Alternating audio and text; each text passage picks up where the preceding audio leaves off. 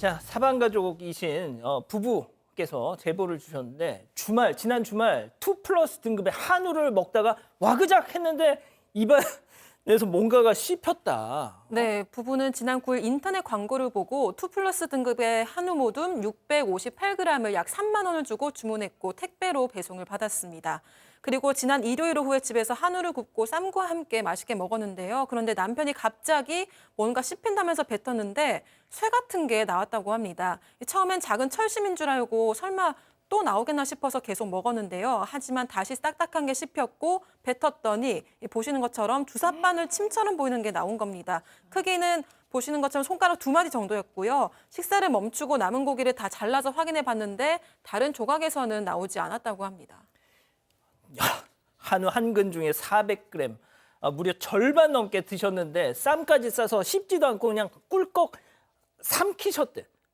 그래서 이미 넘어간 것 중에 뭔가 넘어갔나 싶어가지고 병원으로 가셨다는 거죠. 엑스레이 찍으셨답니다.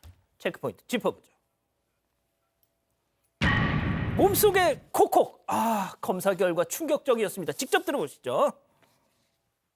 이거 너무 찝찝하다 하고 그냥 밥 먹던 걸 멈추고 그냥 바로 병원으로 가서 한 번만 찍어보자. 너무 찝찝하다. 이렇게 해서 저도 찍고 남편도 같이 찍었어요. 엑스레이를. 남편 몸에 지금 이 바늘심 같은 게 보인다. 이렇게 하셔가지고. 지금 아직 배에 있고 이게 경과를 계속 봐야 된다고 이게 나올 때까지.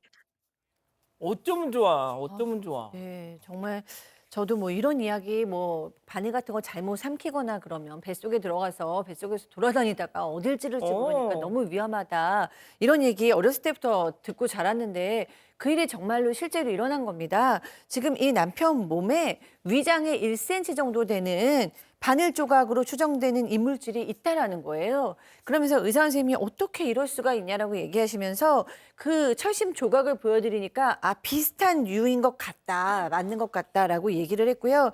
걱정스러운 것은 이 끝이 좀 날카로워 보인다. 그래서 잘 배출되기를 정말 바라지만 혹시라도 못 배출이 안 된다면 개복하고 수술을 해야 된다라고 얘기했다고 합니다. 저것 때문에 개복을 해.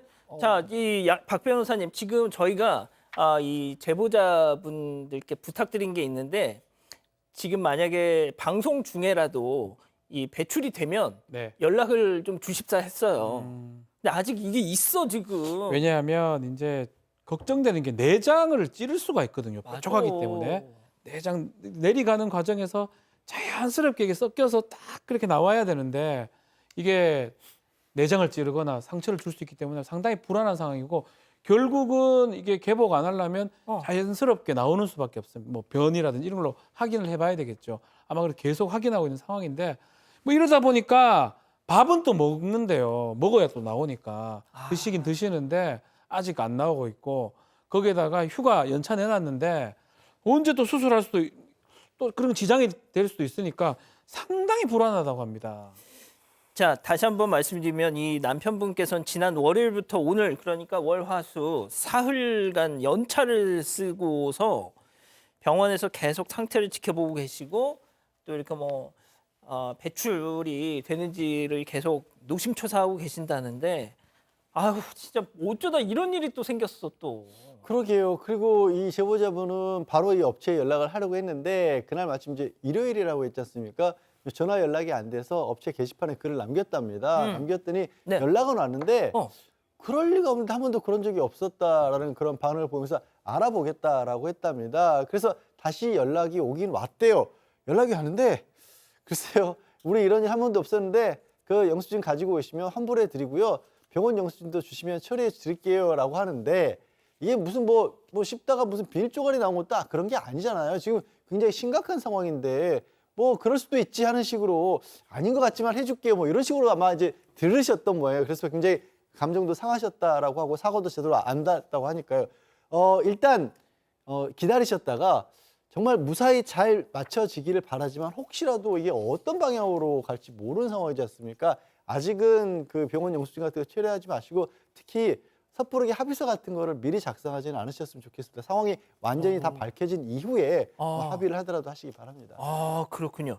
자, 그런데 말이죠. 저희가 오늘 또 다른 충격적인 제보를 받았습니다. 이번에는 돼지고기예요. 돼지고기 드시다가 뭔가 입안에 딱딱한 게 씹히는데 싶어서 이번에는 그냥 드시진 않고 뱉으셨답니다. 제보자 얘기 직접 들어보시죠. 돼지 앞다리살을 어제 마트에서 구매한 다음에 제육을 해 먹었죠. 그냥 고추장 제육. 좀 이물감이 심해서 꺼내서 보니까 딱 그게 나오더라고요. 바늘이에요. 네. 크기가 사람 손톱 길이 정도 되는 것 같아요. 그분은 삼키셨던데 그렇게 되면 되게 위험할 것 같아서 좀 무섭긴 하네요. 자, 보세요. 아까 바늘하고 똑같아, 그거. 네, 맞습니다. 제보자가 돼지고기를 먹다가 나온 이물질은 한우에서 나왔던 이물질 모양과 똑같았습니다. 제보자에 따르면 어제 동네 마트에서 돼지고기 앞다리살 부위를 구매했고요. 아내가 오늘 제육볶음을 해줘서 먹었습니다. 그런데 먹던 중에 갑자기 뭔가가 씹혀서 뱉었는데 주삿바늘이 나왔다는 거죠. 주삿바늘은 보관하고 제육볶음은 바로 버렸는데 삼켰으면 또 만약에 아이가 먹었으면 정말 큰일 날 뻔했다는 생각이 들었다고 합니다.